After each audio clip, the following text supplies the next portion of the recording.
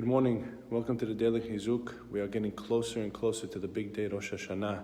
We're preparing ourselves as much as we can for this big day, the day of judgment, Yom Hadin. Always we have to remember that the way Hashem judges us is the way we judge others, as we discussed. I just want to read to you one of the parts of the Sha'arei Teshuvah where he goes through a bunch of the prohibitions on a person.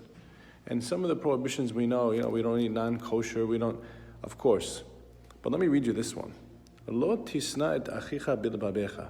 This is one of the prohibitions of the Torah. You're not allowed to hate your friend in your heart. This is unbelievable because not many of the mitzvot deal with the inner feelings of the heart. Mostly the mitzvot deal with our actions. And let me just read you what he has to say. He's harunu bazeh.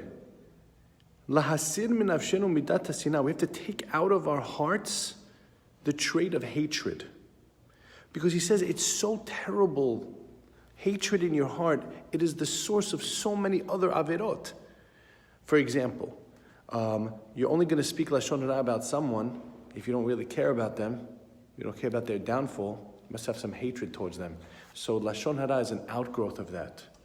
Another example, if you have a person that you want to take revenge against, we're not allowed to take revenge on a person.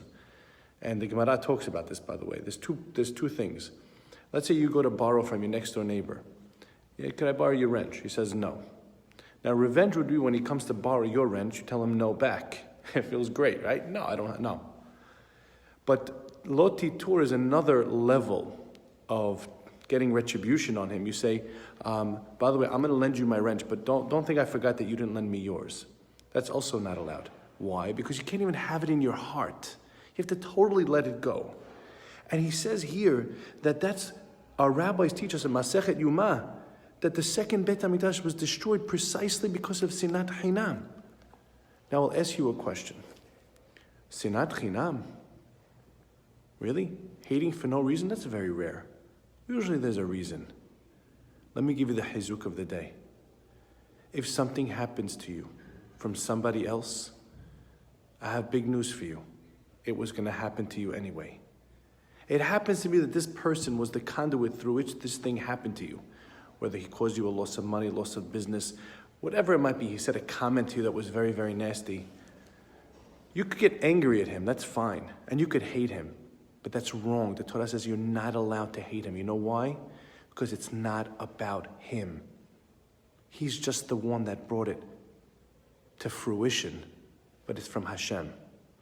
So when a person realizes that, he will never hate that person. Why should I hate you? You're just a pawn. You're just a pawn in a plan that Hashem had for me. That's why you'll never hate another person. That's why I'll never take revenge. Going back to the wrench. You weren't supposed to get the wrench. Don't be angry at him. Talk to Hashem about it. Ask Hashem. Don't ask Hashem. Accept it from Hashem. That's what it's supposed to be. You'll never have sinat chinam. So hating another person is the deepest manifestation of a lack of belief in Hashem. The Hizuk is, let us realize Hashem's running the show. Everything's in his hands. Of course, there are people that decide to be the bringer of negativity. That's their own issue. They have to deal with Hashem about. But it has nothing to do with us. Have a great day.